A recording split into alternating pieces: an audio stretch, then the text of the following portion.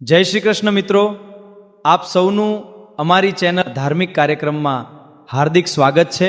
મિત્રો, આપણા પાછલા વિડીયોમાં આપણે સમજ્યું કે ગુરુની આજ્ઞાનું પાલન કેમ જરૂરી છે।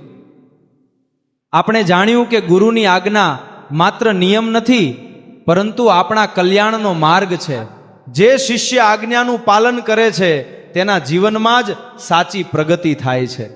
જો તમે એ વિડીયો હજુ સુધી ન જોયો હોય તો આ વિડીયો પૂરો થયા પછી જરૂર જોઈ લેજો, કારણ કે આજનો વિષય તેની સાથે સીધો જોડાયેલો છે। આજે આપણે જાણીશું કે ગુરુ સેવા શું છે, સાચી સેવા કેવી રીતે કરવી એ આજે આપણે સમજીશું। ગુરુના ચરણોમાં સમર્પણ એ જ સાચી સેવા છે।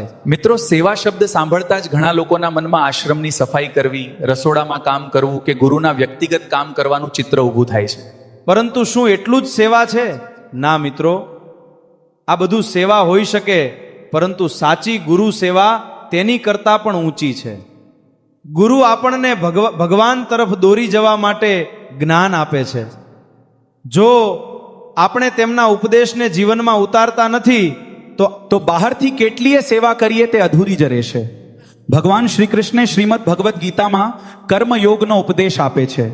તેનો અર્થ એ છે કે નિસ્વાર્થ ભાવથી કરેલું કાર્ય જ સાચી સેવા બને છે। ચાલો હવે સમજીએ સાચી ગુરુ સેવાના કેટલાક રૂપ। પ્રથમ સેવા પડે આજ્ઞાનું પાલન।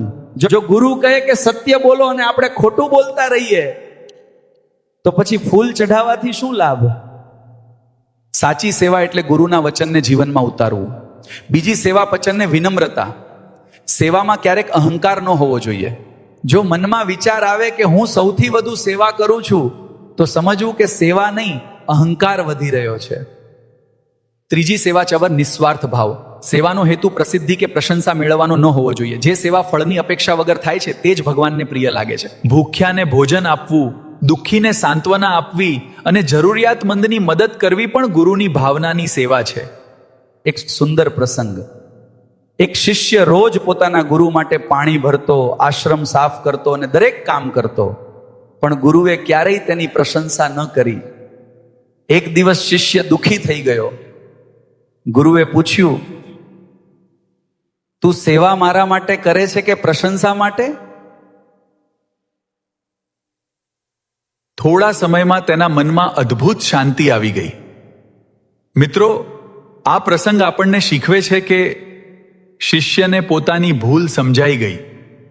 એ દિવસથી તેણે અપેક્ષા છોડીને સેવા શરૂ કરી। સેવા ત્યાંથી શરૂ થાય છે જ્યાં સ્વાર્થ સમાપ્ત થાય છે।